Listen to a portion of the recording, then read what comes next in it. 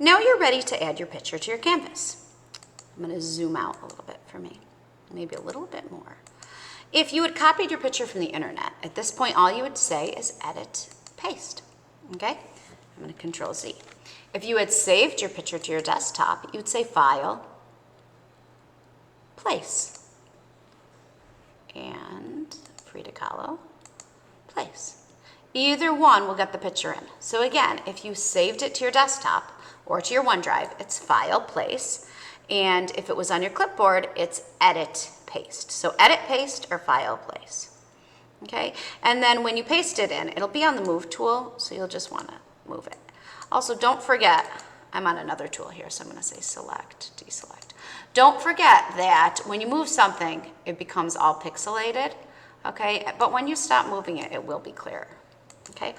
If you want your picture to be black and white and it's in color, you can also go along the top and say Image, Mode, and change it to grayscale, okay?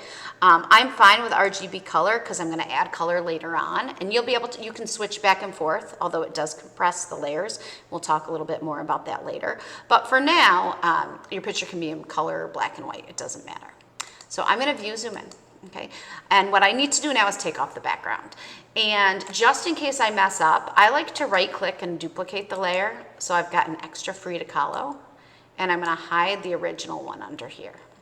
Okay, so it's covered up by my white layer, and then I've got the picture of Frida. So if I mess up, I can just grab this one and copy it again and have that as backup. Now to take off the background, there's a couple things you can do. You could use the Magic Wand tool, which selects a color, but in general, that does not select enough unless you have, you know, a solid color background. And if you want to select multiple areas, you can always hold down the Shift thing. But for me, with all the different gray tones in the back, that's not really going to work. So I'm going to say Select, Deselect. Okay. The tool I'm going to use is the Quick Selection brush. So I'm going to click on this Quick Selection brush over here, and I'm going to click and drag to select part of the background, and then I'm going to say Edit, Cut. Okay, so I think for me that's going to work very well.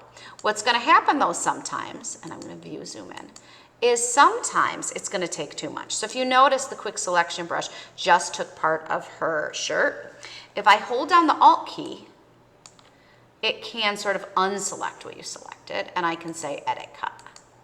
Okay, and then if you decide you want to select a little more, you can go back into that. You can always Control Z as you work. Okay, now let's see about that. Edit, Cut. Okay, and then I'm going to go to the other side. This is going to be trickier because it's got her eyes. Okay, and I'm definitely selecting too much, so I'm just going to push this out here. I would rather select not enough and have to go back into it than the other way. I also really like to say Edit, Cut as I work and do multiple sections. Okay, so I am happy with Frida Kahlo right now. Okay, I'm going to view, zoom out. Okay, and I do want to be able to do designs around her, but I want her to take up most of the picture. So I'm going to position her where I want her. The other thing too is I don't want her shoulder just to end.